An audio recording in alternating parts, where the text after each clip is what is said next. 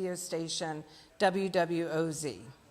He is a Grammy Award-winning record producer and an award-winning documentarian for his work on the films In That Number, the New Orleans Brass Band Revival, and the PBS documentary All on a Mardi Gras Day. As program director, he produced radio broadcasts on WWOZ from 1980 to 1986.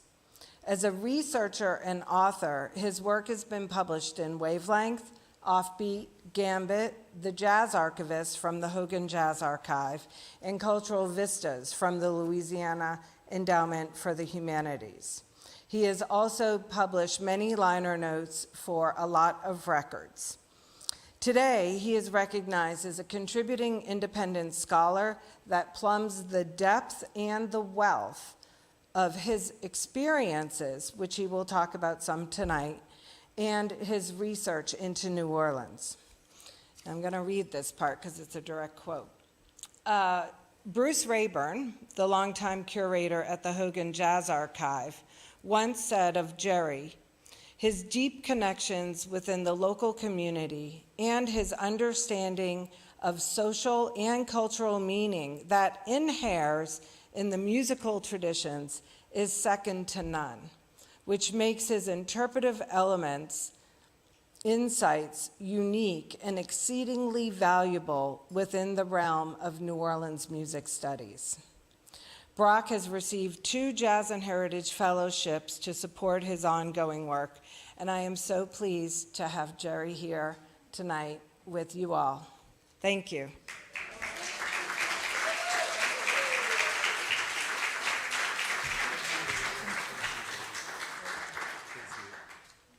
Thank you. Thank all of you very much.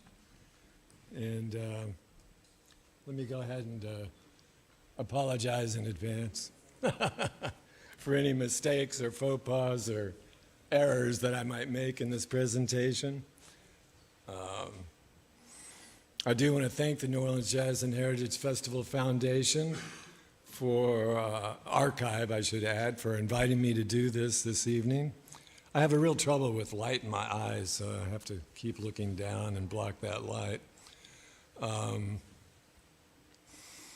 But I do want to thank Rachel Lyons from the archive, as well as those people who work with her there, Laura Keller, Dolores Hooper, Jenna Lloyd. Thank you very much.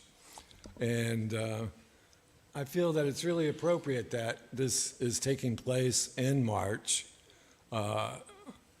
We just had International Women's Day on March the 8th, and we are in the month of March, which in 1987, U.S. Congress designated March as Women's History Month. And this year, the official theme is Leading the Change, Women Shaping It, a Sustainable Future. And that was written by the Women's National History Alliance. Personally, I believe we need a lot more matriarchal guidance and intelligence in our world. And that is not a new realization. I have believed that for a very long time. Actually, when Walter and I moved to New Orleans, Walter got here, I think, in September of '76, and I got here March the 3rd, 1977. I'll never forget that day. It was really women who brought us here, and our original goal was to build a radio station dedicated and honoring women in broadcasting, believe it or not. But for many multiple reasons, which I don't have time to go into this evening, we changed that plan. However, I want to state, while I am talking about the early days of Walter and I arriving here in the city, the foundation that we established to start WWOZ, which did start the radio station, was the Nora Blatch Educational Communications Foundation. Nora was probably the singular most important early woman in the history of broadcast, and a pioneer scientist in the world of broadcasting as well. And she actually did spend her honeymoon in Paris after she had married another inventor, Lee DeForest, and they were the first people to ever broadcast radio from atop the Eiffel Tower. One little significant. She was the granddaughter of Elizabeth Cady Stanton, and she was also the daughter of Harriet Blatch, who was one of the truly leading women in the suffragette movement in New York. And then, really, this woman, we knew her as Peggy Barrett. Her name was Marguerite Barrett. She lived up on Webster Street. And she was an old friend of a person of Lorenzo Milam, who is the founder of what became known as community radio, of which OZ was strongly aligned with. And so it was Lorenzo that hooked us up with Peggy Barrett. And whenever she got the idea of, well, do I want to help these guys maybe start a community radio station here in New Orleans, she decided yes, she would. She was looking for a project to work on. And she had just, not long before that, had led the campaign of Diana Bourgeois. Whenever Diana Bourgeois got elected, a black woman here getting elected to the state legislature. And the original board of members of WWOZ were all women. And also another woman who stepped forward that without her assistance, it's very doubtful that WWOZ would have ever existed, and that was Betty Wisdom, the daughter of Judge Wisdom. So really, we have a lot to be thankful for the contributions of these women. They really changed my life and my brother Walter's life as well. And Allison was one of those people too. Allison and I became very close friends through the years. We were next door neighbors, literally less than 100 feet from where I'm sitting right now. Right behind me in this building, right here on Barrack Street. She lived at 1114 Barracks, and I lived at 1116 and a half Barracks. And we had another friend, Francette Izard, who lived at 1116 Barracks. So it was a little compound of three of us there who were all neighbors. And it was there where I saw the really start of the Jazz and Heritage Festival Foundation archive. Because one day I walked into Allison's apartment and she had it all scattered on every inch of floor throughout the entire apartment. You know, all of her files that she had collected on the musicians primarily that had performed in the very early days of Jazzfest, all the press packages that they had sent to her, all the materials that she herself had gathered. She was a powerful force. I still miss Allison, and I want to give a shout out to Rashi and to Jonathan, her two children, and to, of course, to Andy, and to her sister, who is sitting here with us in the audience tonight, Johanna. Thank you. Thank you.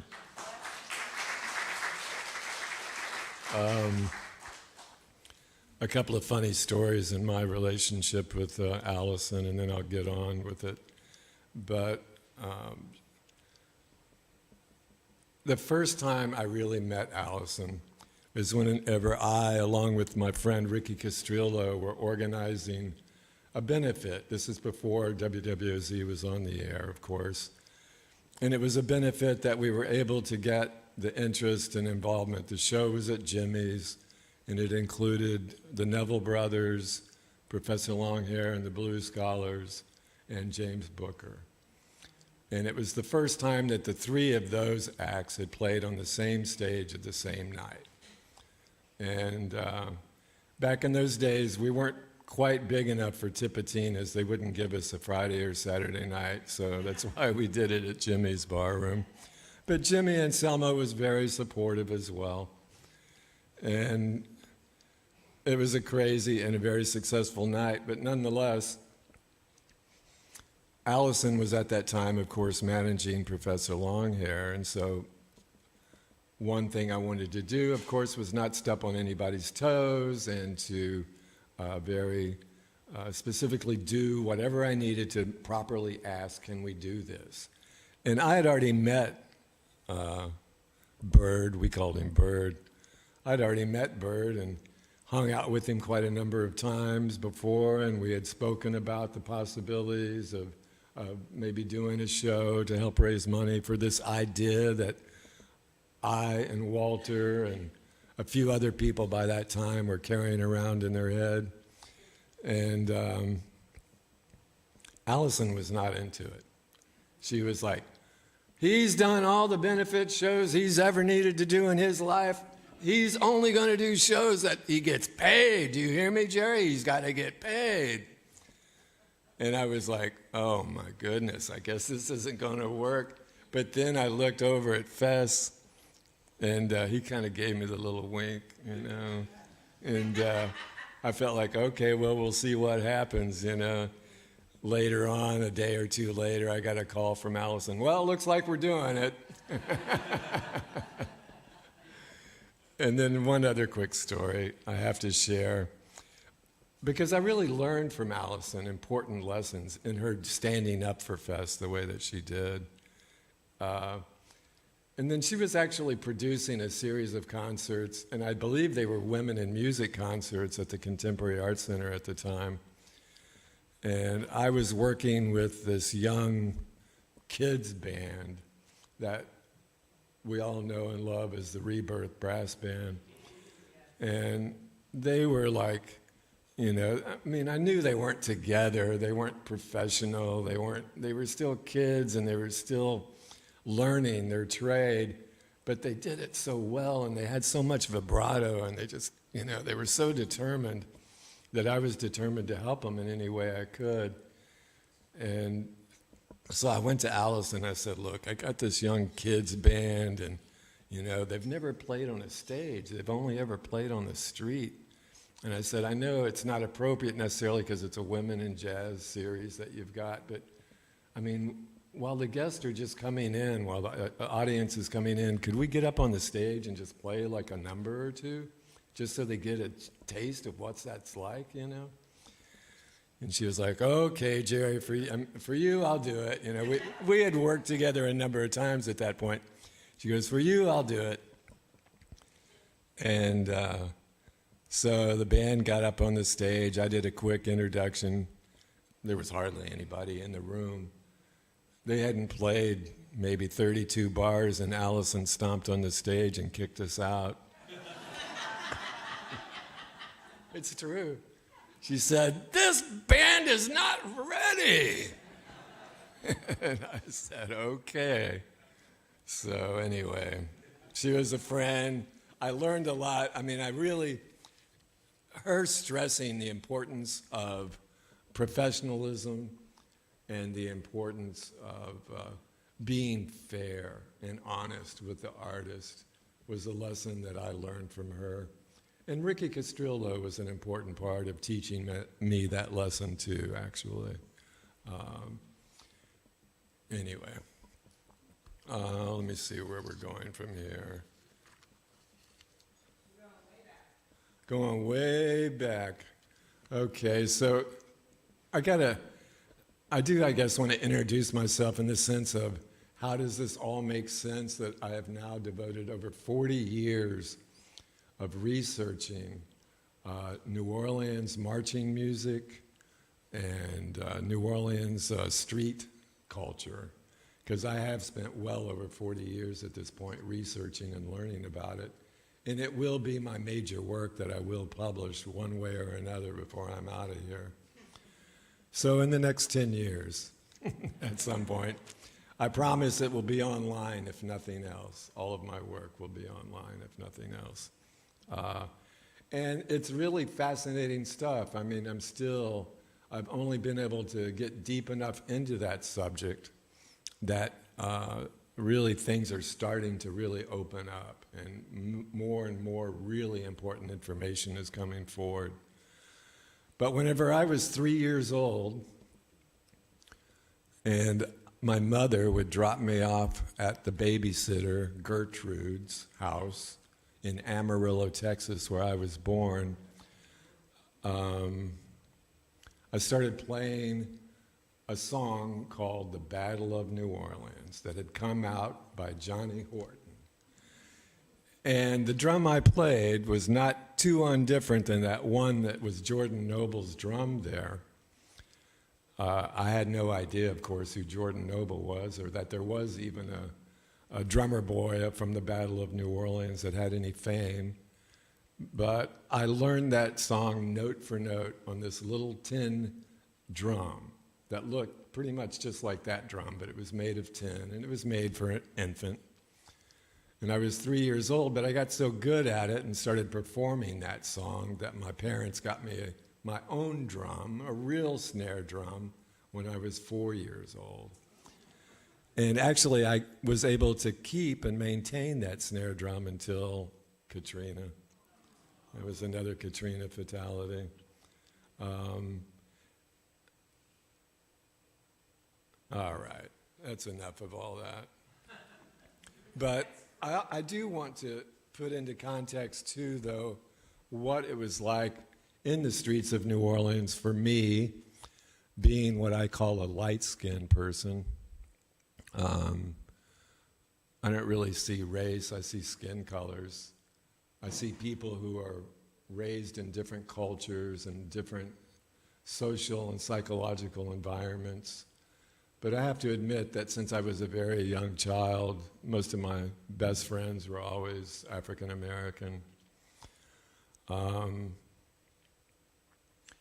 when I first did arrive, Walter and I lived not far from here as well. Whenever we started up uptown, the Barrett family, Peggy Barrett and her husband Joe, they supported us for our first full year of living in New Orleans, and that allowed us to get our feet on the ground and start getting an idea of what was going on here.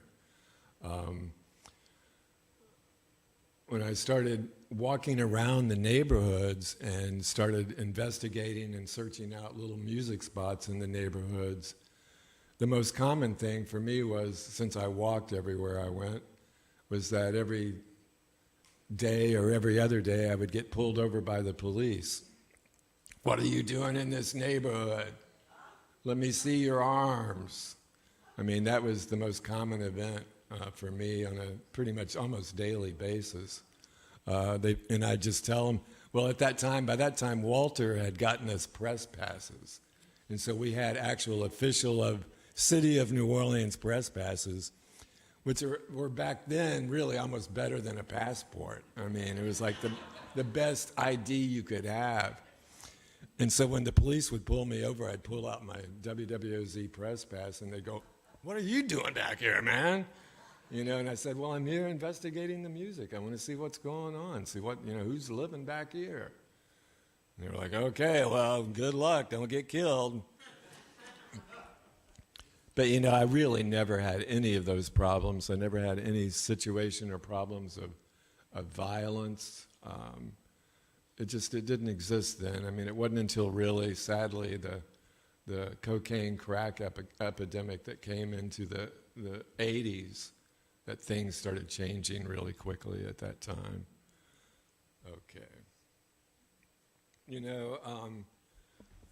And also, as far as the second lines, there were really, well, if there were a lot, there were 12 second lines a year. I didn't go to a second line first. At first, I went to a funeral that I was invited to attend by Danny Barker. I had met Danny Barker. I had invited him to come to a meeting. I was looking for people to be on an advisory council for music programming for WWOZ. And Danny came to that meeting, and he and I hit it off. There were quite a few other people there as well. But for whatever reason, Danny and I hit it off really well. Well, I mean, I can still remember his phone number from heart. I called it so many times, 283-7672. But he invited me to this funeral, and whenever I attended the funeral, I don't remember whose funeral it was, but when I attended it, I mean, it just blew my mind. I just didn't have any idea that anything like this existed, period. I had not heard about it. I wasn't informed about it before I went. I just went and I saw it. And that really drove my curiosity. That has still driven me. And at that funeral, Danny introduced me to two people, James Andrews Sr. and Lois Nelson Andrews. And so, yeah, we're almost there, Rach. We're almost there. And so that really, from that point on, I started getting closer and closer with Danny. But he gave me a charge. He said, Jerry, I want you to get to know this family, and I want you to help nurture their kids. And he told me that, standing right there in the street with them. They heard it too.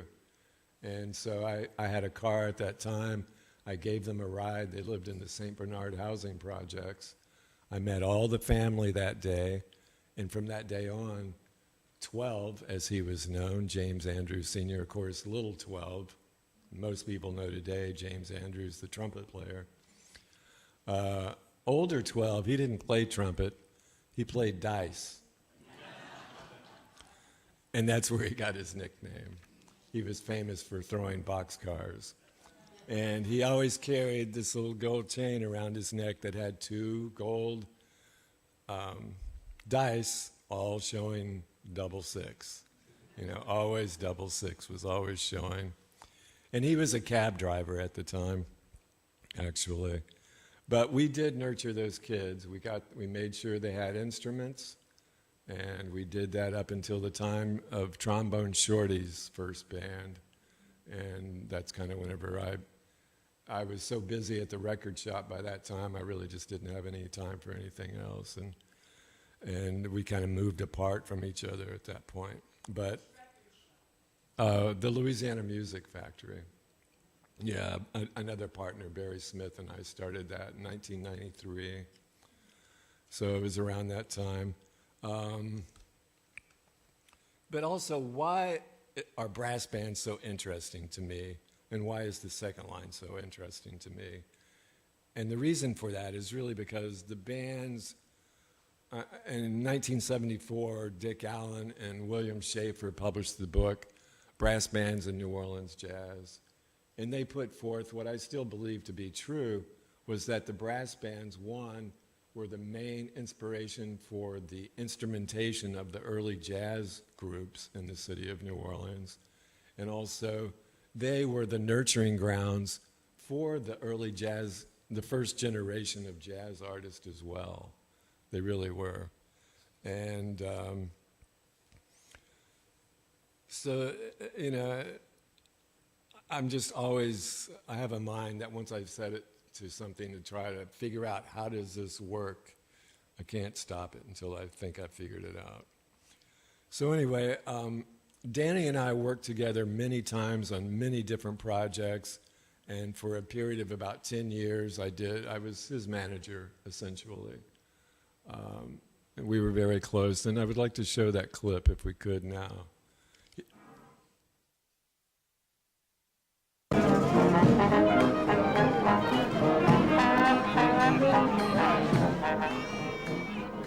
But by the 1960s, the brass band tradition in New Orleans was fading. Native musician and historian Danny Barker believed this music should be preserved, and in cooperation with his pastor, he organized the Fairview Baptist Church Marching Band. His efforts, along with others, contributed to a revival of brass bands in New Orleans. My name is Danny Barker, a jazz musician born and reared in New Orleans, Louisiana. I come from a musical family. In my family, it's related to 38 musicians and performers. So I was reared in the atmosphere of music, jazz music, second line music, brass band music. And occasionally with my grandmother, I visited little small Baptist churches where they swing out. You know, they got that.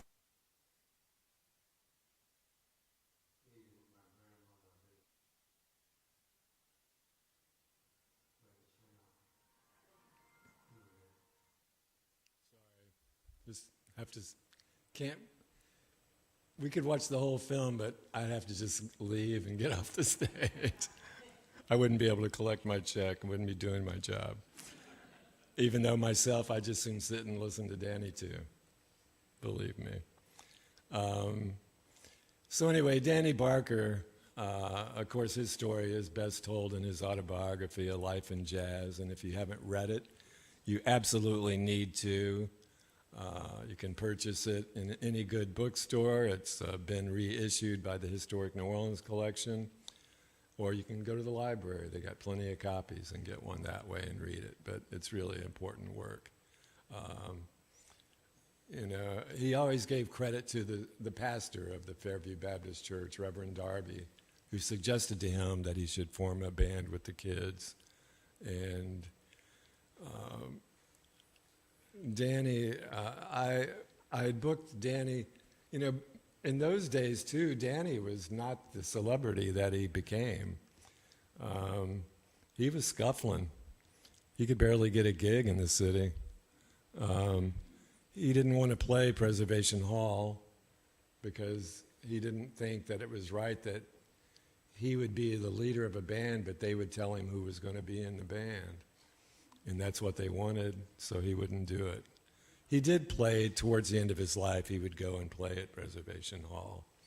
And he never had a problem with them. It's just he didn't want to go by their rules. But he was not the celebrity, and that's how I became involved in helping him get jobs. And we did land a gig at Snug Harbor in which he played Sunday night every night for about 2 years it lasted, which was really sweet. And, you know, at the same time that I'm doing all of that, Michael Smith and I'm taking too long, is that what we're saying? You take all the time you need, I'm just giving you the time check. Is it 7 o'clock? Yes. Oh my God. And we have a little reception after too, so. I'm sorry, I'm slow. Okay, so at the same time that's going on, I was becoming friends with this other newer band at the time known as the Dirty Dozen Brass Band. And the whole street scene was just blowing my mind. I'd never witnessed anything like that.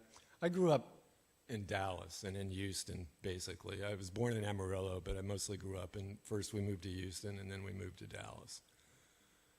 And Walter and I both shared a tremendous, great love of music and also of literature, world literature.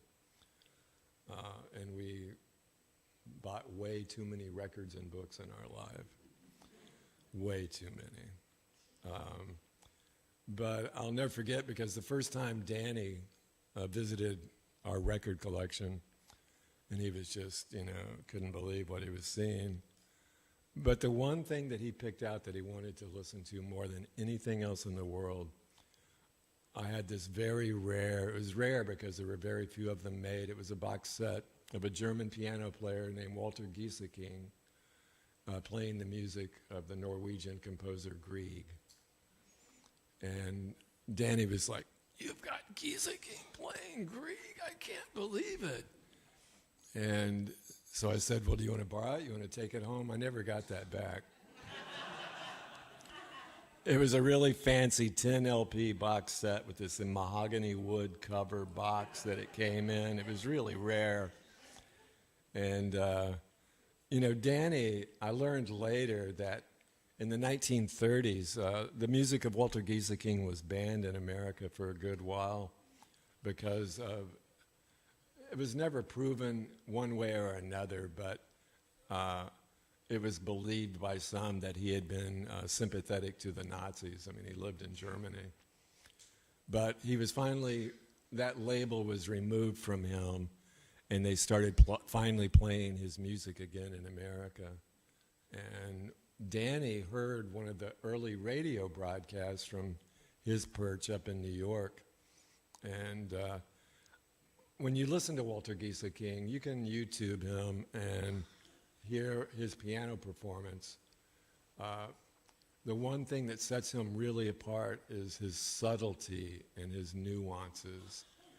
And any instrument is actually incredibly difficult to play really subtly and really softly.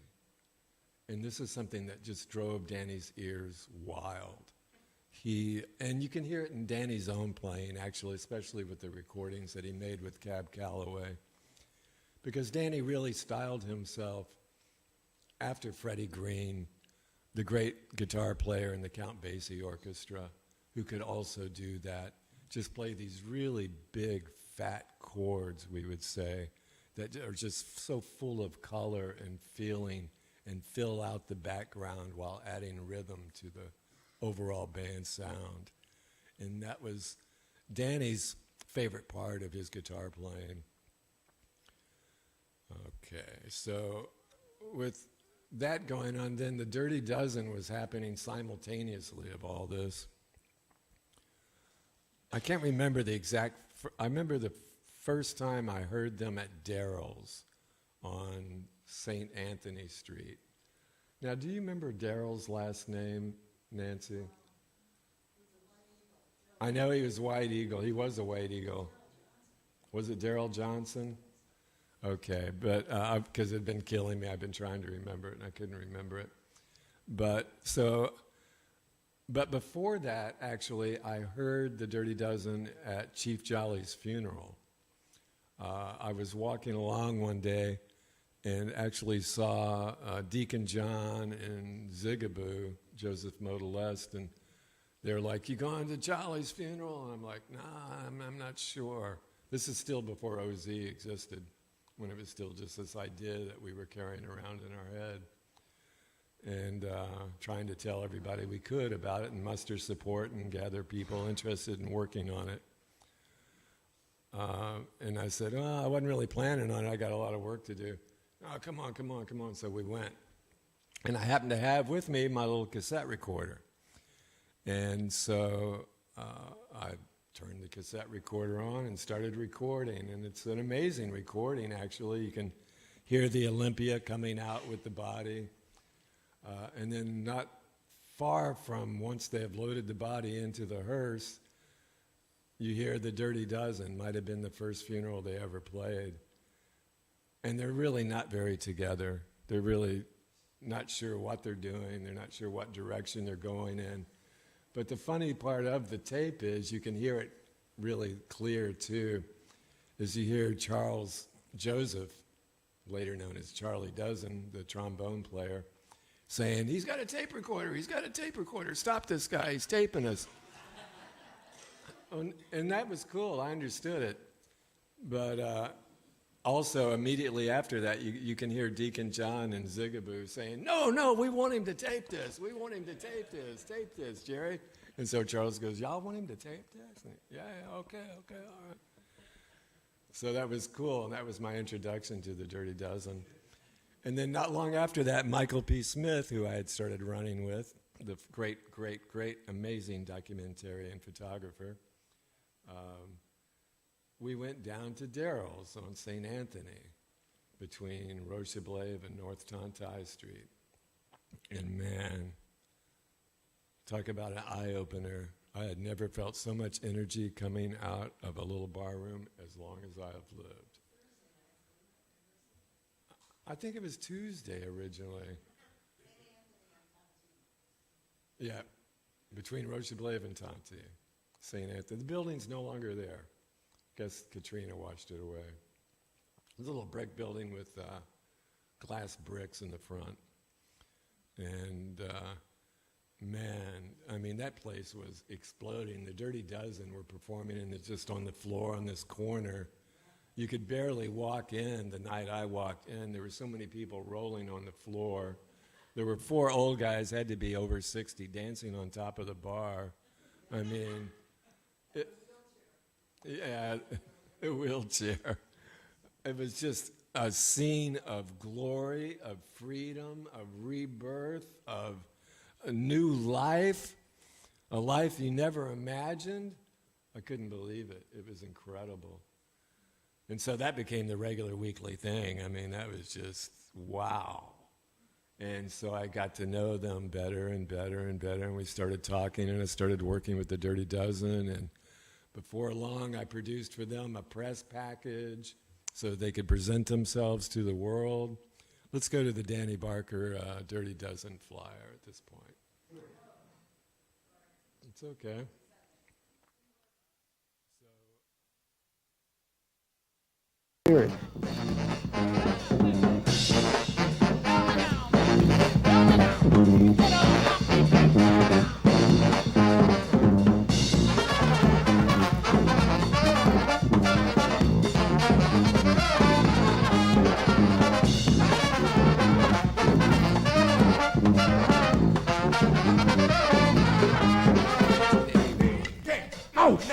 This is the very first time that Dirty Dozen has played in a white club.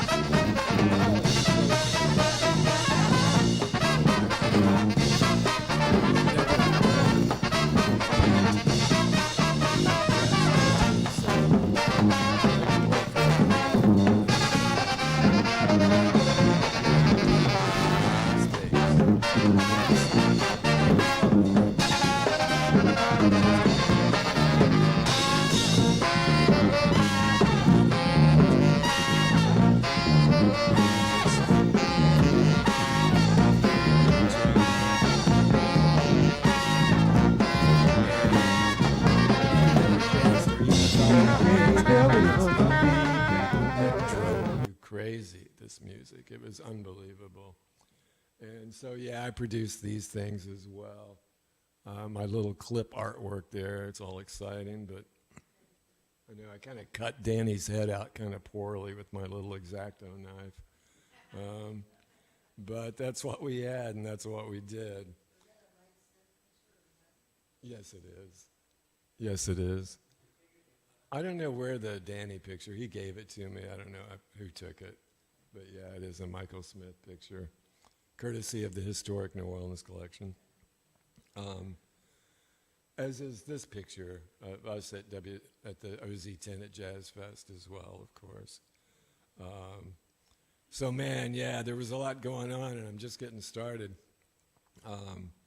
From the Dirty Dozen, I also wrote the first story about the Dirty Dozen to help promote them, which was published in Gambit the week before the concert to promote the gig. There was also, I took them into the studio, well, a makeshift studio. Gilbert Heatherwick had Grouse House Studios in the Marigny, and we took them there, and we made the very first Dirty Dozen recording. And the reason we did that, because by this time we were on the air and we were broadcasting, is so that we could have some of the music of the Dirty Dozen to play on the radio. And Tex Stevens, who was a local writer for the Louisiana Weekly at that time, I remember he commented in his column, he did a brief, short entertainment column every week. And he said, and he mentioned the gig at Tipitina's, but he also said, you know, but if you tune in to WWOZ, you'll find out that the Dirty Dozen are basically the house band, which was kind of true. And it was really quite amazing. And similar things happened with the Mardi Gras Indians too, actually, but we're not going to have time to go into that. And it created this really great relationship in the very earliest days of the station with the brass band community and with the second line community as well. And similar things happened also with the Indian tribes that were active at the time. David Lasty, who had the band A Taste of New Orleans, one of the great Lasty family members, he said, the Dirty Dozen is halfway between the Olympia Brass Band and Sun Ra. And Waldron Frog Joseph, trombonist extraordinaire, friend of mine as well. And, of course, father of Kirk and Charles Joseph of the Dirty Dozen said, I'd just like to say something about the band. You can't help but like it because it's different. But what they're doing, that name sure do fit. Dirty Dozen, dirty music. You can take that for whatever you choose. To me, it's like really right up in your face, no holds bar, you know. So then, working with James 12 Andrews, one day, well, I have to say, James 12 Andrews and I went into business together. He had this big 3/4-ton truck with big wood sides going up the back. Me, I was a full-time volunteer, about 15, 20 hours a day. Didn't have much income. And so we started hauling garbage together. We'd do any job. We'd go clean out a house. We'd go clear a field, whatever people needed. And so it was great. James could do it at, any time. He got most of the gigs. I was just the laborer. Really, it's true. People would come and try to talk to me. I'd say, that's the boss there. And we did that for several years. It really helped me a lot. It was cash right into the pocket. And so we became very close, and we were close. James and I and the whole Andrews family were together daily for, I'd say at least 7, 8 years. We spent a lot of time together. And so one day, 12 looks at me and he says, man, there's this new young band, Jerry. I said, yeah? Who is it? He says, I'm not sure what they're calling themselves, but they've got this house rent party over here on St. Anne Street, and they're supposed to have a barbecue, and they told me the band's going to be there. You want to go check it out? And I said, yeah, let's go. Let's do it. So we did. We went to the house rent party. They were having a little barbecue, cooking hot dogs and hamburgers on the grill in the backyard. And they had this little band that was calling themselves the Rebirth Jazz Band. And so, once again, here comes Jerry. Man, who are you guys? Who do you belong to? And Miss Frazier, Barbara Frazier, the mother of Philip and Keith Frazier, the tuba and drummer, and two of the founders of the Rebirth, she was there.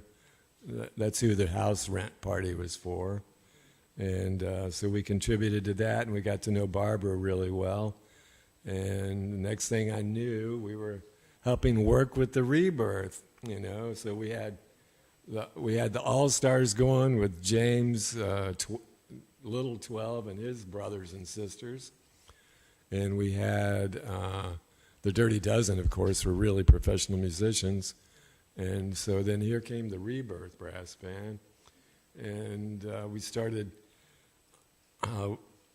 just helping them get material together. At the time, Gregory Davis, who's worked here at the Jazzfest for many years at this point, and also was the lead trumpeter and one of the founders of the Dirty Dozen. His father had a club known as the Candlelight now. It was then called the Grease Lounge there in Tremé. And we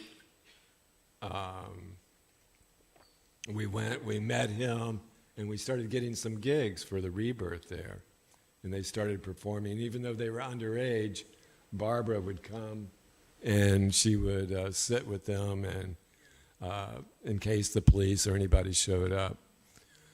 Now, one person in my life who I've yet to mention is Chris Strachwitz. Chris Strachwitz of Down Home Music, of Our Hooli Music, passed away a couple of years ago now, in his 90s. Chris was, at the time of his passing, the person who I had been friends with more than any time in my life. My friendship with Chris started when I was 16 years old.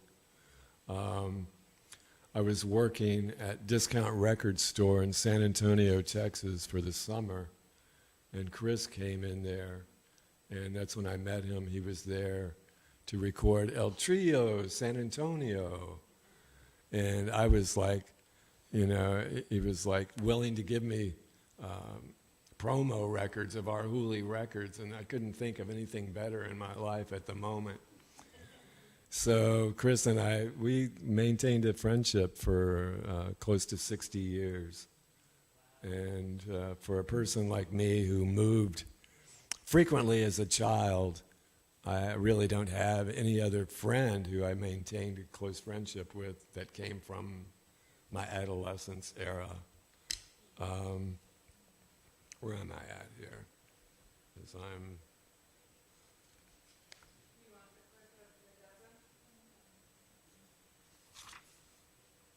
Is that where we're at? Yeah, let's do that. Yeah. So, okay, I want to, yes, we do want the clip of the dozen.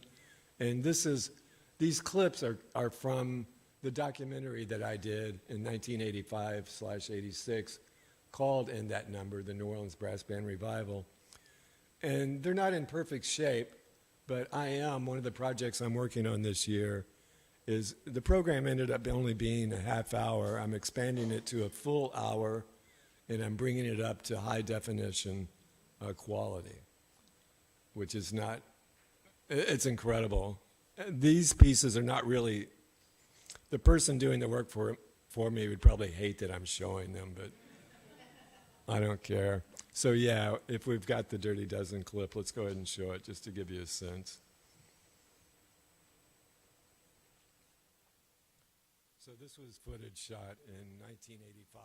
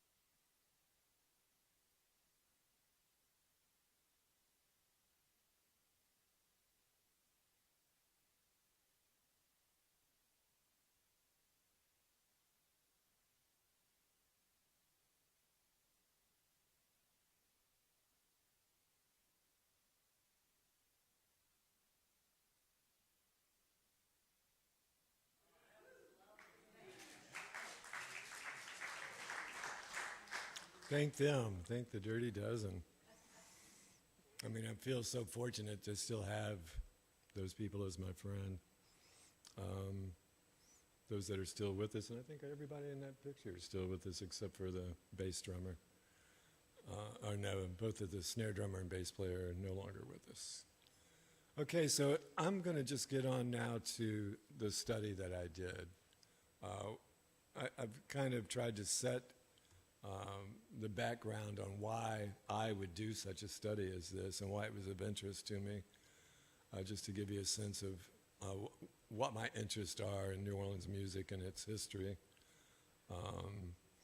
But I really do think that within the world of the brass bands and in the marching music, we're learning a lot, and we will learn a lot more about its influence on jazz and the music that exists today.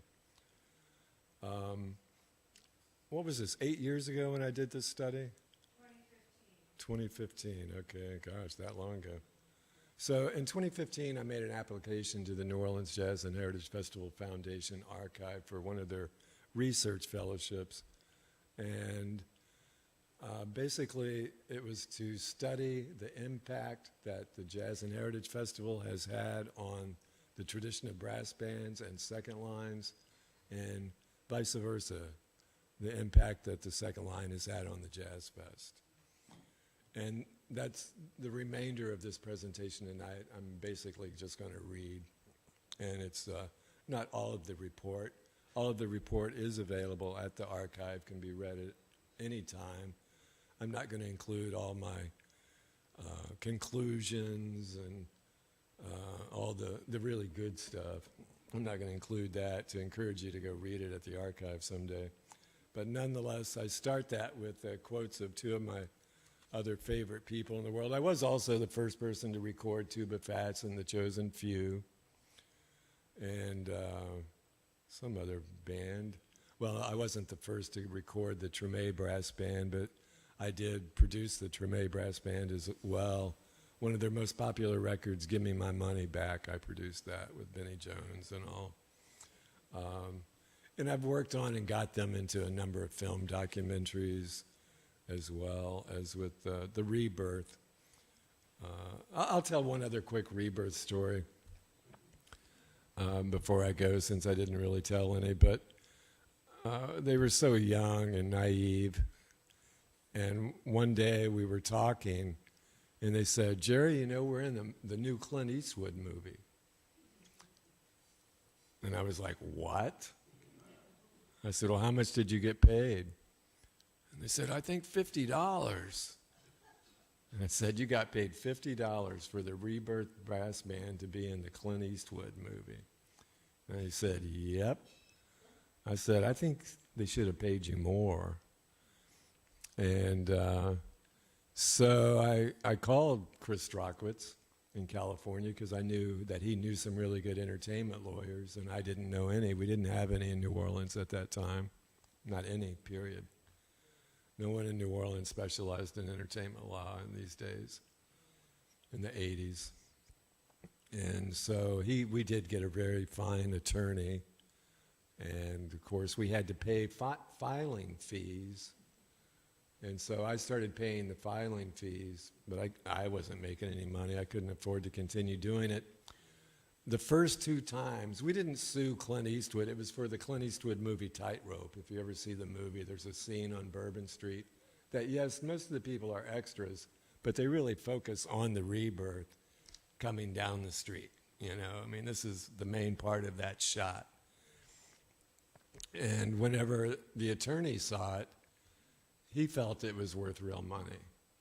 And he wasn't saying that for himself. He didn't even want any of the money, but for the band and for their families.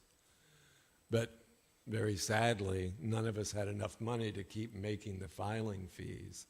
The first two times that we sent the lawsuit to Warner Brothers Entertainment, both times they lit it on fire and left the ashes in just a corner of the suit, enough that we knew what it was, put it into a package and mailed it back to us.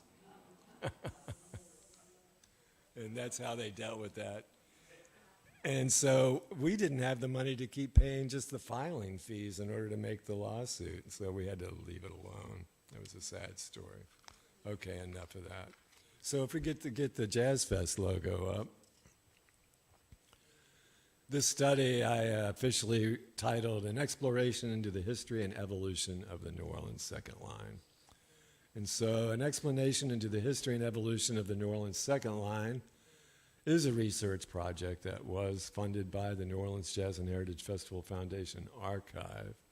and really supported. I mean, these people, Rachel and Dolores Hooper, at that time, they really pulled in everything from the Jazzfest archive that they could for me to see. I mean, I was really impressed with how much there was.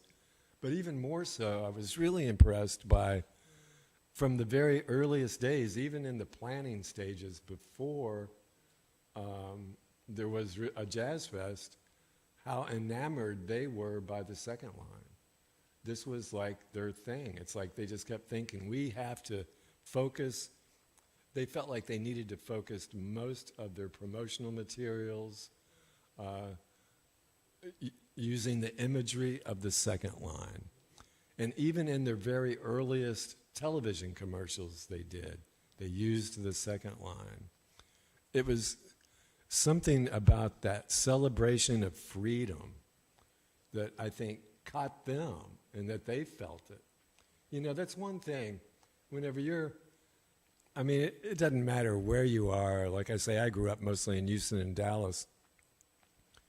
When you were kids and you took over the street and just started walking down the street, disregard of the traffic and the cars who own the street, it empowered you. It gave you this sense of freedom.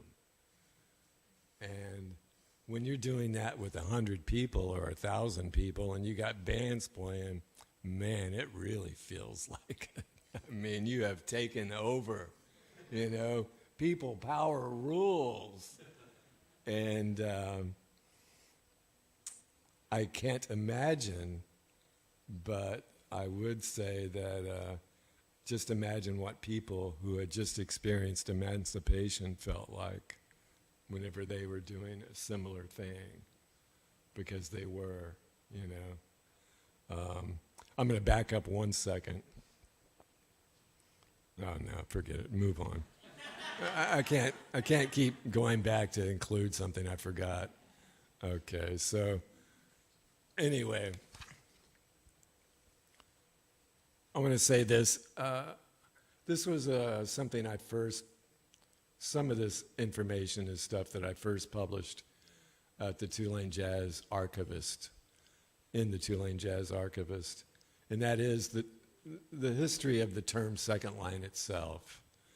And I'll just read this. The term second line is derived from ancient Latin. I did speak to a person who was an expert in speaking ancient Latin, though nobody's quite sure what it sounds like. But they told me it sounded like this. Ashish duple. You would say a double axis or axis duplex. And that is where the term second line comes from. And it was, in its very earliest use in ancient Rome, it was a military term used for marching drill and for battle formation. And that is how the term arrived in New Orleans as well. 7:30. So the term second line is derived from the ancient Latin assis duplex. It's a military marching drill and battle formation in New Orleans. It was a practice of French, Spanish, and the United States militaries in drill, ceremony, and in military engagement as part of the evolution of the line. It was officially adapted by General Winfield Scott in his 3-volume work, Infantry Tactics or Rules for the Exercise and Maneuver of the United States Infantry, published in 1835. Now, at the time of the Battle of New Orleans, and actually prior to that, the French first used the term evolutions of the line here in the city. That was not an uncommon term. They used that term, evolutions of the line. And it became very well known in the lead up to the Battle of New Orleans.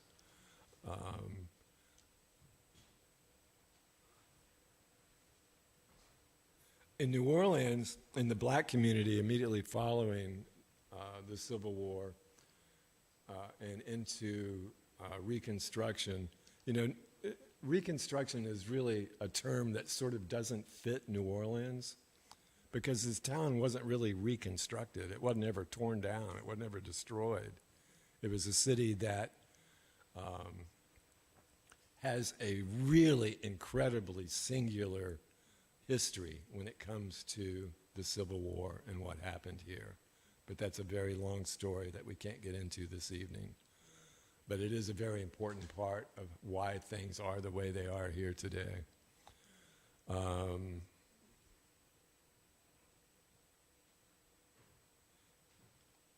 In the very early mentions, one thing also, another tribute to women, that most people who have ever written about the early history of the second line have not been able to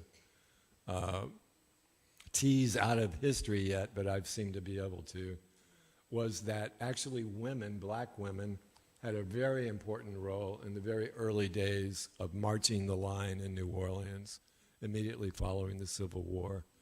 I don't know if it was one that they felt that they were safer being women than men out marching the line, or if it was also that these were some serious matriarchal women and nobody was going to tell them no anyway. But they would actually just hang flyers up in their neighborhoods, and they would say, you know, we're going to meet and form a line at this location in front of, they would name the lady's name in front of her house at this address on whatever day. It wasn't always Sunday then.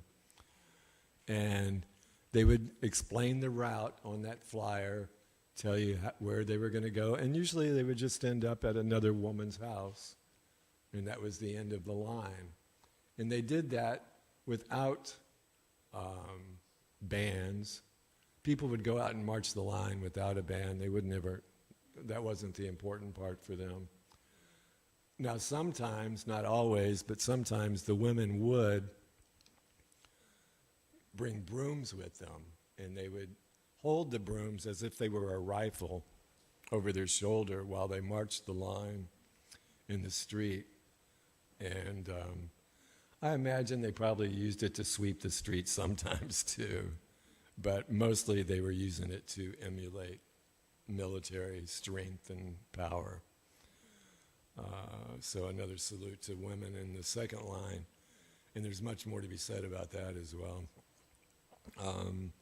History of the second line in New Orleans traces and parallels the steps of thousands who marched to freedom from slavery, and the many who joined the Union forces and later struggled to achieve equality during Reconstruction in the radical Republican black political rights movement. It is a term and tradition that has evolved generational in meaning and form through the race segregation of Jim Crow laws, World War I, the Great Depression, World War II, Civil Rights Movement, Civil Rights Act of 1964, up to today. I don't know, did we miss another slide? No. A new chapter in the history and evolution of the second line tradition was opened when the New Orleans Jazz and Heritage Festival began in 1975 to hire local benevolent associations and social aid and pleasure clubs to parade as featured performers. Subsequently, the New Orleans Jazz and Heritage Festival recognized a need to support the community-based parade activities of some of these organizations. Since 1996, Jazzfest Foundation has donated money to second line organizations to help cover parade expenses towards the parade permits and police escorts. Leading up to the start of the New Orleans Jazz and Heritage Festival and the New Orleans Jazz and Heritage Festival Foundation in 1970, a brief prehistory of the commercialization of New Orleans black parade traditions includes the New Orleans Jazz Club activities in the 1950s and 60s, and creation of the New Orleans International Jazz Festival in 1968 and 1969. Beginning in the late 1950s, the New Orleans Jazz Club and the local branch of the American Heart Association held parades in the French Quarter to promote their cause and benefit concerts with black marching brass band parades in the French Quarter. These actions led to the current social acceptance, adoption, popularization, and commercialization of the black New Orleans second line parade tradition. This could be viewed as black exploitation, But if so, it was done in cooperation with some of the finest black musicians in the city at the time, including the Eureka Brass Band, led by Percy Humphrey, the Tuxedo Brass Band, led by Oscar Papacelistan, and Jerry Green's brass band, and others. Quentin Davis and Allison Miner, the acknowledged co-founders of the New Orleans Jazz and Heritage Festival, had their own personal experiences in the Second Line Parade, tradition that likely influenced the hiring of the brass bands at the earliest Jazzfest and later the Second Line Parade organizations. Allison always reminisced that the reason she moved to New Orleans because she saw a documentary on TV with Danny Barker that featured a jazz funeral, and that she was so moved by it that she wanted to come here to learn more about it. In 1963, Quint Davis, of course, okay, here we go. Okay, Quint Davis began attending Second Line parades circa 1963 at the age of 15 or 16 with local businessmen in Second Line and black masking Indian documentarian Jules Kahn. Quint related to me. So I was going to say when Allison was working at the archive, Tulane Jazz Archive, and we were there together, and I went up there to work and pick the good stuff, you know. I was listening to interviews, but one of the last gigs, was to catalog the picture collection. It was a big picture collection. There was a lot of pictures, and that was the last picture. Cue the Quint picture.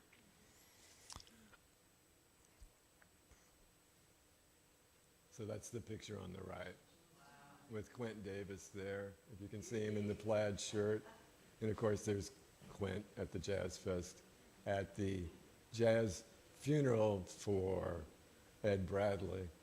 And you know, in a way, and in the film that Jules Kahn shot, that some people have seen, he looks like a little bit of a fish out of water, but you know, I'm sure I looked that way at the second lines I went to too, because, yeah, well, when I was going, there was no other light-skinned people there other than Jules and Michael, and they were busy with their cameras, but me, I was just walking along, observing the whole thing. So that's, so this is Quint speaking here. So that's when I first started going with Jules. That's one of the first ones I ever went to. Yeah, because Jules was the doorway. He was the key. I mean, I don't know if he was out there in the 50s, but he went to every jazz funeral. At that time, the Social Aid and Pleasure Club party parades that they have now weren't as prominent. I know that. I don't remember there, honestly. He doesn't remember hardly any Social Aid and Pleasure Clubs. He remembers the funerals. But this is a Social Aid and Pleasure Club parade that he's going to there in that picture. And that is a Lee Friedlander photo. At the New Orleans Jazz and Heritage Festival held in Beauregard Square, earlier and now known as Congo Square, in 1970, the Eureka Brass Band and the Olympia Brass Band performed on alternate days, marching through the festival grounds. The Eureka also performed a street parade through the French Quarter to promote the festival and encourage visitors and locals to attend. These events led to a spontaneous, momentous, and memorial performance by Mahalia Jackson and the Eureka Brass Band. Yeah, you're right. Wow. You know, actually today was the very first time I ever saw this photo. And I've seen lots of photos of this, different ones, but not any this powerful. I mean, Mahalia's singing and the band playing. Most of the pictures, they're not playing or singing. And this is an amazing photo. The festival had Mahalia and Duke Ellington, and he, meaning George Wein, had commissioned Duke to do the New Orleans Suite. That's how it came about. And Mahalia, Duke, George, and Joyce are standing out there. And so the Eureka comes by and stops, and they see her, and somehow we hand her a mic from somewhere, and they started doing Just a Closer Walk with Thee together. That's Quint Davis speaking. Also, the two 1970 cardboard advertising posters for the New Orleans Jazz Fest, silkscreened by Larry Borenstein, featured the art of Noel Rockmore. And one of the two had an illustration of the parade bass drummer, Henry Booker T. Glass. A promotional flyer illustrated by local artist Bruce Bryce, also in 1970, included a drawing of his second line. I just got here just in time to see a lot of the older traditions fade. But 3 Easters in a row, I went to Mr. Henry Booker T. Glass's house for Easter.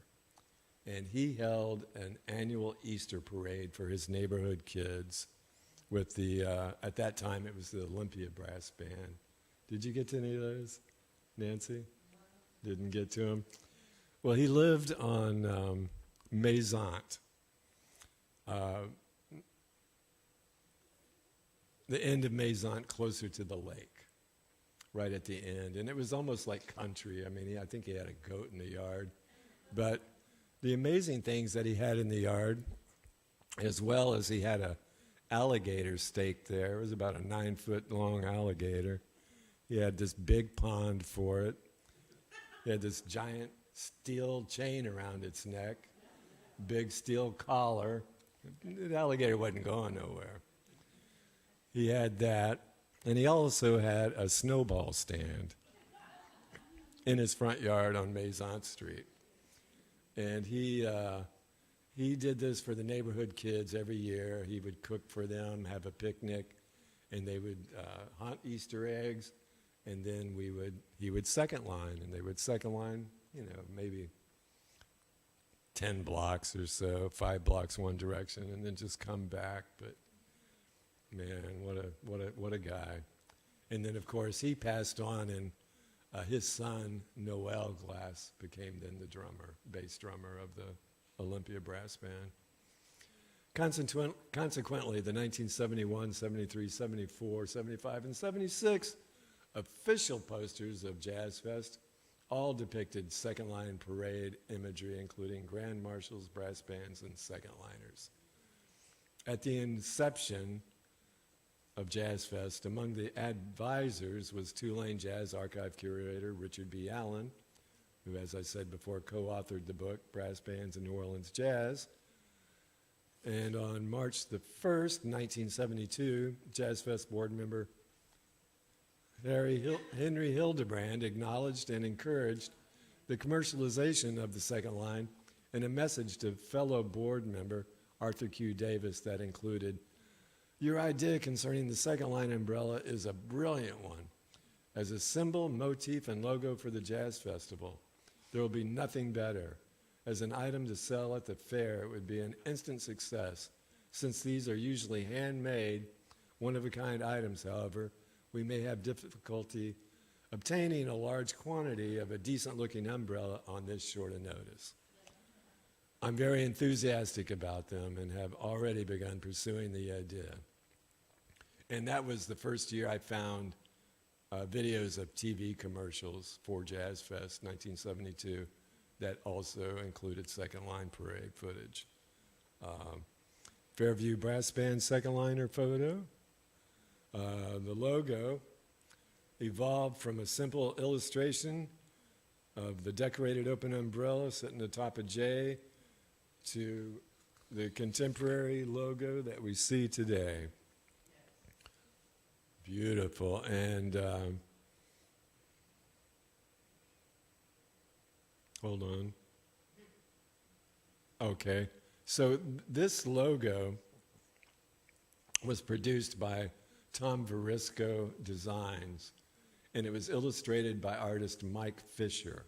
Verisco remembered that it was produced utilizing Letraset, but he recalled little else about the direction he received from the festival staff. He knew that he just knew Mike Fisher as a freelance artist and asked him to draw a second line for him. And that's what they got. He did a great job. So once again, the celebration of the life and freedom of the line expressed in the line is really is so infectious, it infected these people as well. Also, it was in 1971 that a promotional second line parade through the French Quarter featured Harold Dejean and the Olympia Brass Band.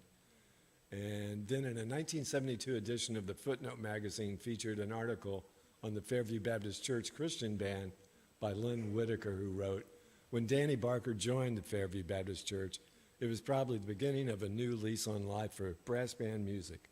At the request of his minister, he formed a children's brass band, which caused quite a stir at the 1971 Jazz and Heritage Festival." Danny Barker tells the story of the birth of the Fairview Band, and the band had not been together very long before the 1971 festival. He said, "We made an appearance at the New Orleans Jazz and Heritage Festival.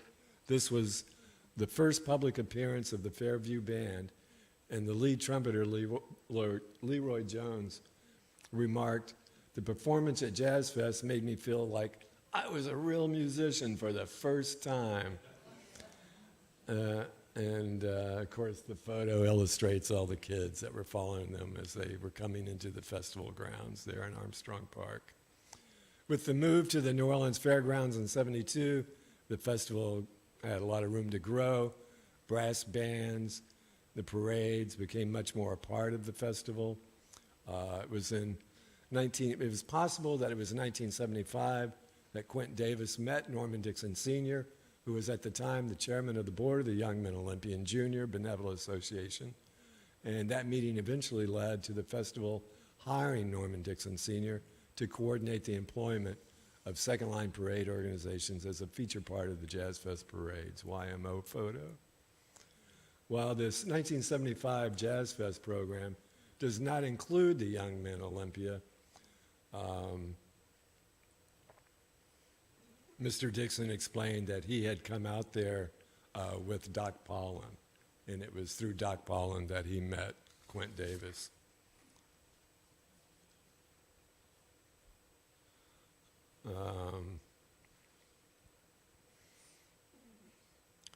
Quint reflected, "I think that far back in the 70s, that is probably akin to Bo and the Indians, first time the idea that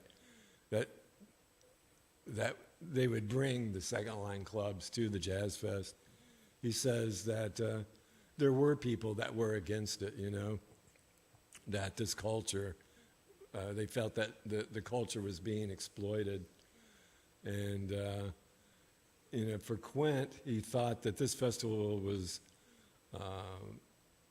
really about the culture, and that's why he wanted to include it. It was part of the Heritage Fair, and it's part of the heritage of the city and of the culture. And so, anyway, Norman Dixon himself had to do a sales job to a lot of the other organizations that existed at that time. Well, at that time, like I say, there weren't that many other organizations, but they definitely were some of them I know that felt like it was selling out the culture. But I will say, too, without mentioning their name, that they later began participating full-throttedly and were hired by the Jazz Fest and went out there and participated just like nothing had ever been said, nothing ever happened. Anyway, Norman was able to, one by one, get a lot of people involved. I'm not going to skip because we're going to have to move through this quickly. Anyway, yeah, we knew you were crazy, Quint. That's what Norman was saying. Okay, so the practice of booking second-line parade organization at the festival became an annual feature. And at the event in 1980, with the hiring of the Young Men Olympia Junior Benevolent Association and the Scene Boosters Social Aid and Pleasure Club,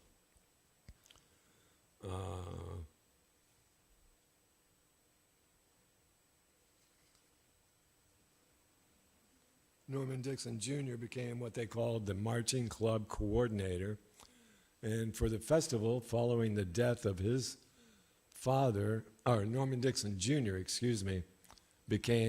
after Norman Dixon Sr. passed, Norman Dixon Jr., who had been a very very much a part of everything that was going on that his father was involved in. He became the marching club coordinator. And he has nothing but praise for the festival. He says that every year he couldn't wait. He would almost taste it between Jazzfest and parading every year. The excitement that it brought to his life was amazing. He says that's one of the best things that could actually happen to my family, to be able to be a part of the Jazzfest family. I've never missed a Jazzfest. As a little boy, I always just went with my dad. At one time, I remember we used to bring the cars right onto the fairgrounds. Can you imagine? We did, though. I do remember that. We had a brown station wagon that we could drive up on, and my mom would make sandwiches and things, and we'd go out there from the start to the end every day. Said his mom did it every year up until the year she died in 2014. Our family just loved it. Where are we at? And the pros and cons were we were bringing our heritage and our history to the large amount of people, and we weren't getting the bulk of the money. Of course, they were only a part of the show. He says that was it. That was the con. That was what we talked about. The pros was you parade every year. You have tons of photographers on the street. We're in our finest clothes, and you're getting nothing. What's wrong with teaming up with the festival, who's right off the bat saying we're paying you X amount of dollars for you to entertain?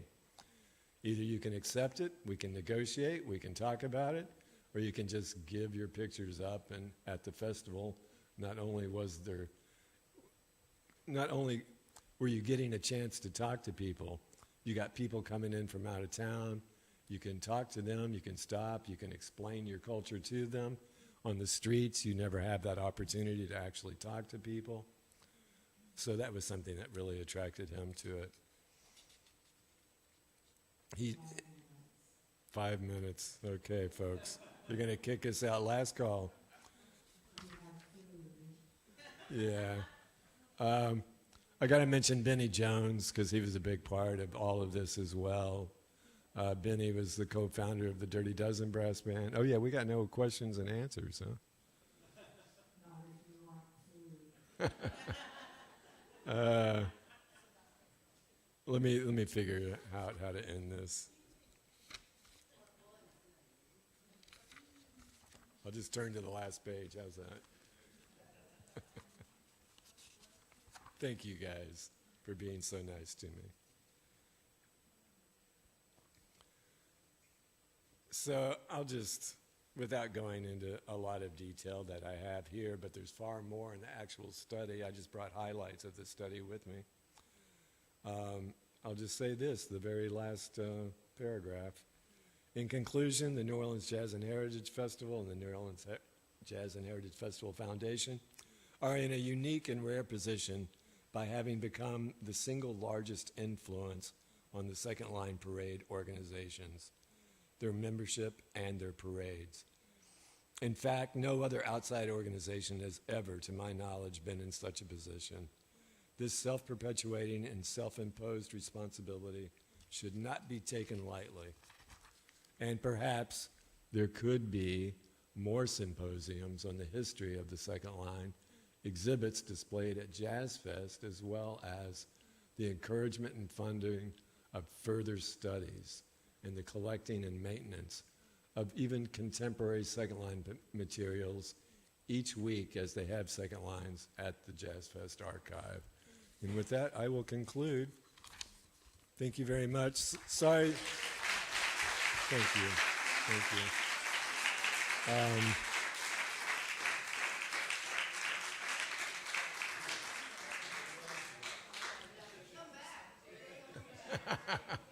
Thank you. Thank you. Any questions? Is there anything that I could share with anybody about anything, whether it's OZ or... Do you remember the year that Allison started with OZ? It's when she came back from, she had left and married Andrew. Yeah, when she came back from Cleveland, you mean? Yes, yes. And she started with OZ. Yeah, it was, and we were already in Armstrong Park, so I think it was 86. 86? And the station was right near there. It was right, yeah, in Armstrong Park right there, in the kitchen building. They call it the Tree House now. For what reason, I have no idea. That's what OZ people call the old radio station in Armstrong Park. Historically, the building was built as the kitchen building for Perseverance Hall. And so we just always called it what it was, the kitchen building. If I could maybe, Jerry will be outside in the lobby with the food. And so happy to move the discussion that way, please. Yeah. Thank you guys for coming out. Thank you.